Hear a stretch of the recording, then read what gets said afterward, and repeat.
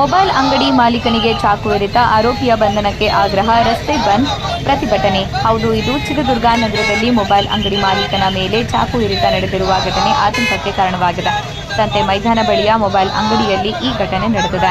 ಗಾಯಗೊಂಡಿರುವವರು ವಿಕ್ರಮ್ ಚೌಧರಿ ಎಂಬ ಮೊಬೈಲ್ ಅಂಗಡಿ ಮಾಲೀಕರಾಗಿದ್ದು, ಅವರನ್ನು ತಕ್ಷಣವೇ ಜಿಲ್ಲಾಸ್ಪತ್ರೆಗೆ ದಾಖಲಿಸಲಾಗಿದೆ. ಅವರ ಆರೋಗ್ಯ ಸ್ಥಿತಿ ಸ್ಥಿರವಾಗಿದೆ ಎಂದು ಮೂಲಗಳು ತಿಳಿಸಿವೆ. ಮೊಬೈಲ್ ಸ್ಕ್ರೀನ್ ಗಾರ್ಡ್ ಖರೀದಿಸಿದ್ದ ಯುವಕನೊಬ್ಬ ಅದನ್ನು ಬದಲಾಯಿಸಲು ಅಂಗಡಿಗೆ ಬಂದಿದ್ದ ವೇಳೆ ವಾಗ್ವಾದ ನಡೆದಿದೆ ಎನ್ನಲಾಗಿದೆ.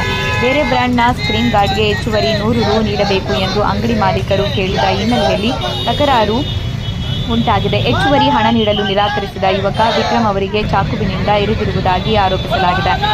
ಘಟನೆಯ ನಂತರ ಹಿಂದೂ ಪರ ಸಂಘಟನೆಗಳ ಕಾರ್ಯಕರ್ತರು ಜಿಲ್ಲಾಸ್ಪತ್ರೆ ಬಳಿ ಜಮಾಯಿಸಿ ಆರೋಪಿಯನ್ನು ತಕ್ಷಣ ಬಂಧಿಸಿ ಕಾನೂನು ಕ್ರಮ ಕೈಗೊಳ್ಳಬೇಕು ಎಂದು ಆಗ್ರಹಿಸಿದ್ದಾರೆ.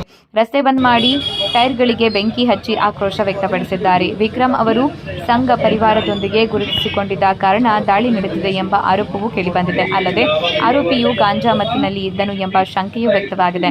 ಪೊಲೀಸರು ಪ್ರಕರಣ ದಾಖಲಿಸಿಕೊಂಡಿದ್ದು ಆರೋಪಿಯನ್ನು ಬಂಧಿಸಲು ಕ್ರಮ ಕೈಗೊಂಡಿದ್ದಾರೆ. ಶಾಂತಿ ಮತ್ತು ಕಾನೂನು ಸುವ್ಯವಸ್ಥೆ ಕಾಪಾಡುವಂತೆ ಸಾರ್ವಜನಿಕರಲ್ಲಿ ಮನವಿ ಮಾಡಲಾಗಿದೆ. ಆರೋಪಿಯನ್ನು ಶೀಘ್ರ ಬಂಧಿಸದಿದ್ದರೆ ನಾಳೆ ಚಿತ್ರದುರ್ಗ ಬಂದ್ಗೆ ಕರೆ ನೀಡುವುದಾಗಿ ಸಂಘಟನೆಗಳು ಎಚ್ಚರಿಕೆ ನೀಡಿವೆ. ಹೆಚ್ಚಿನ ಮಾಹಿತಿ ನಿರೀಕ್ಷಿಸಲಾಗಿದೆ.